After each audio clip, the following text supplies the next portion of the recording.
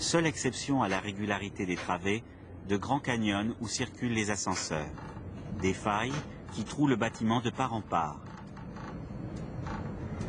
Effet d'écriture de l'architecte qui joue de la transparence et ménage des points de vue vertigineux. Mais aussi cohérence d'un principe constructif de Nemosus I, où toutes les dessertes collectives du bâtiment ont été rejetées à l'extérieur.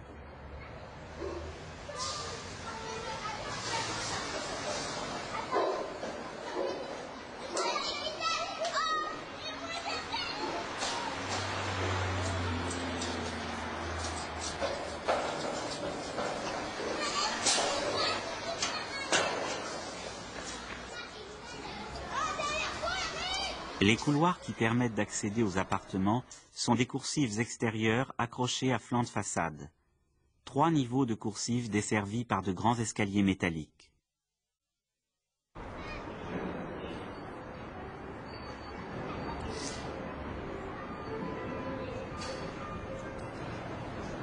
Profitant de la répartition des appartements sur 2 ou 3 niveaux, l'architecte n'a besoin que de 3 coursives pour desservir un immeuble de 5 étages.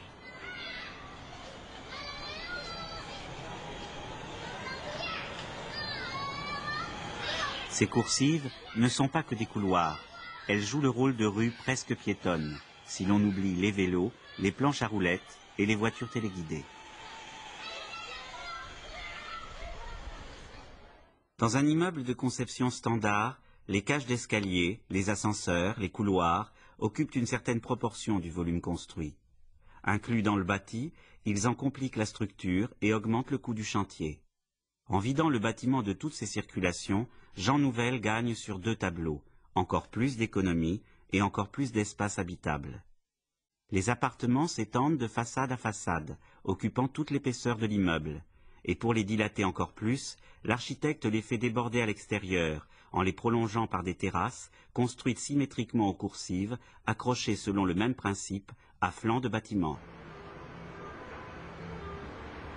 Chaque appartement dispose ainsi d'au moins 15 mètres carrés supplémentaires qui servent le plus souvent de cave et de grenier dans un bâtiment qui ne comporte ni les uns ni les autres.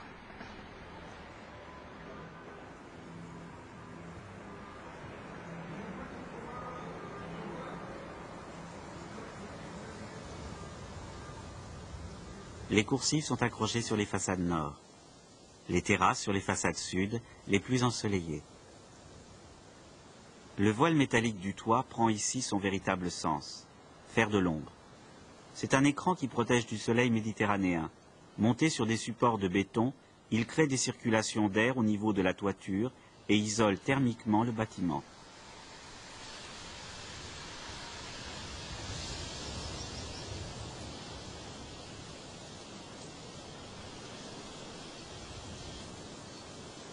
Dans son déport, la voilure métallique du toit semble rejoindre les rambardes des terrasses et des coursives, inclinées comme des garde-corps de chantier.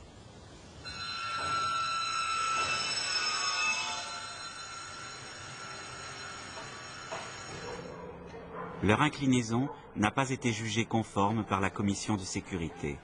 L'architecte a refusé de les redresser. Pour les remettre aux normes, il les a agrémentées de tablettes en caillebotis qui les ont assimilées à des garde-corps épais. Et les habitants de Nemosus ont depuis inventé nombre d'utilisations pour ce garde-corps devenu banc public.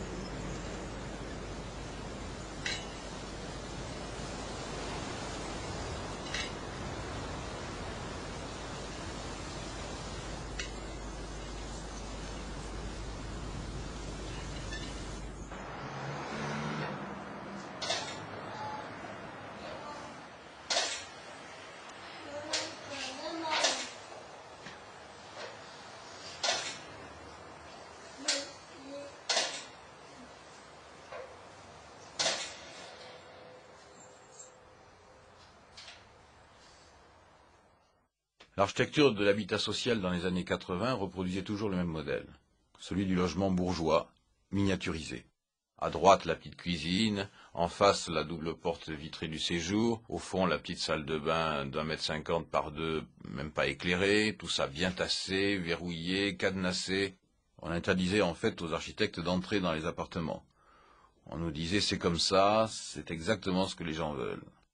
C'est cet espace intérieur que j'ai voulu réinvestir, pour échapper à ce plan fatal, pour le mettre en accord avec la façon dont les gens vivent vraiment.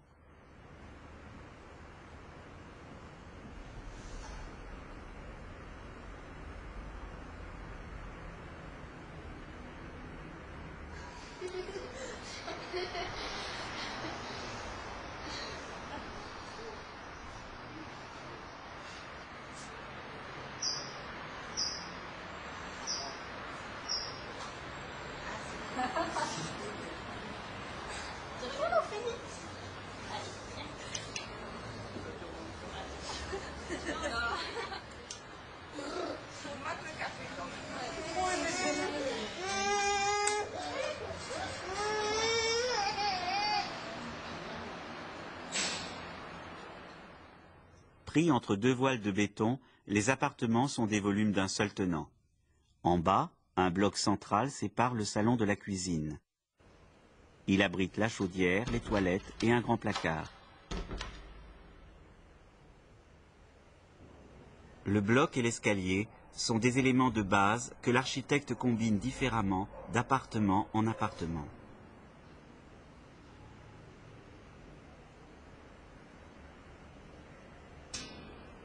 De part et d'autre du bloc central, la circulation est libre. Il n'y a ni cloison, ni porte, ni couloir, ni entrée.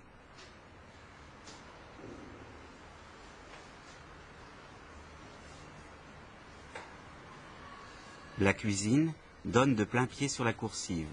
On passe sans transition de l'espace privé à l'espace collectif.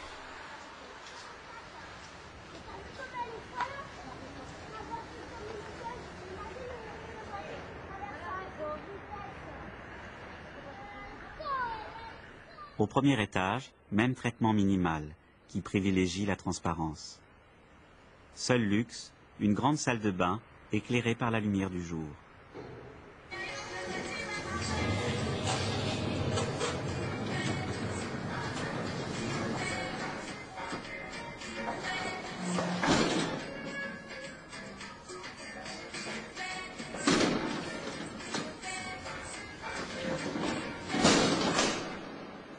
Entre les appartements et les terrasses, le mur de façade peut se replier totalement, laissant largement passer l'air et la lumière. Le mur n'est pas un mur, mais une porte d'aluminium à 4 battants. Un modèle fabriqué en série pour équiper les garages de pompiers. Fabriqué en série, mais amélioré pour répondre aux exigences d'une habitation privée. Maniabilité, qualité des joints, isolation phonique et thermique. La mise au point et la fabrication de ces portes a représenté 8% du coût global de la construction. C'est cher pour des portes de terrasse, mais ce n'est pas cher pour une façade entière qui, porte après porte, est amovible.